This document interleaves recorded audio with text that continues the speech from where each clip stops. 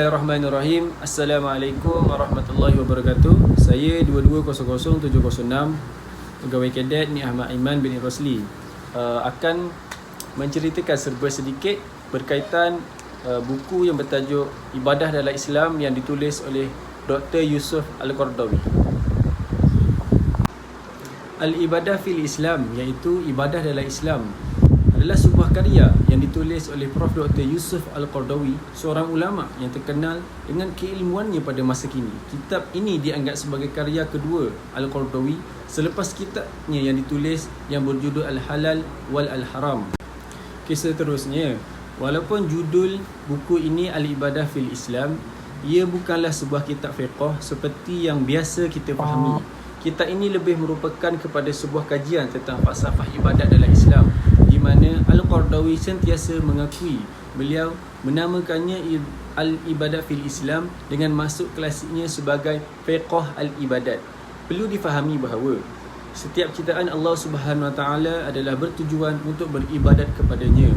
Berdasarkan firman Allah Subhanahu Wa Taala dalam surah Az-Zariyat ayat 56-57 yang bermaksud, dan aku tidak menciptakan jin dan manusia melainkan agar mereka menyembahku.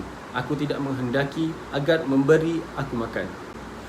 Okey, seterusnya, dalam buku ini Al-Qaradawi menerangkan bahawa ibadah bukan sekadar pinggiran kehidupan manusia, malahan menjadi prinsip utama kenapa para rasul diutuskan. Namun begitu, konsep ibadah yang sebenar telah disalaherti oleh sebahagian umat Islam sendiri.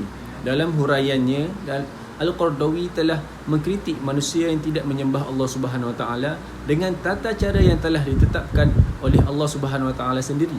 Bahkan telah mengadakan pelbagai sunnah baharu, iaitu bid'ah yang tidak disunahkan oleh Rasulullah sallallahu alaihi wasallam.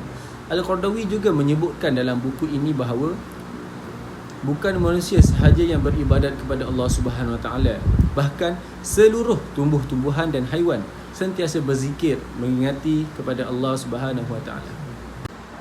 Melalui buku ini, Al-Qaradawi cuba menggabungkan antara hukum zahir dan batin ibadah sebagaimana yang diterangkan oleh Imam Al-Ghazali melalui karyanya iaitu Ihya Ulumuddin. Contohnya, Al-Qaradawi menyatakan larangan berkaitan bersumpah kecuali kepada nama Allah Subhanahu Wa Taala, larangan menjadikan kubur sebagai tempat ibadat dan lain-lain lagi. Namun, tulisan Al-Qaradawi tidaklah memperincikan perkara tersebut sebagaimana yang dilakukan oleh Imam Al-Ghazali. Akhir sekali, bagi pembaca, bab yang berjaya menarik minat serta membakar semangat untuk beribadat kepada Allah Subhanahu Wa Taala adalah pada bab ketiga. Dalam bab ini, Al-Qaradawi menulis bahawa orang yang beriman dan sering melakukan ibadat mempunyai akhlak mahmudah dan terpuji. Oleh yang demikian, bangsa bukanlah menunjukkan perbezaan antara sesama manusia, manakala agamalah yang membezakan antara manusia.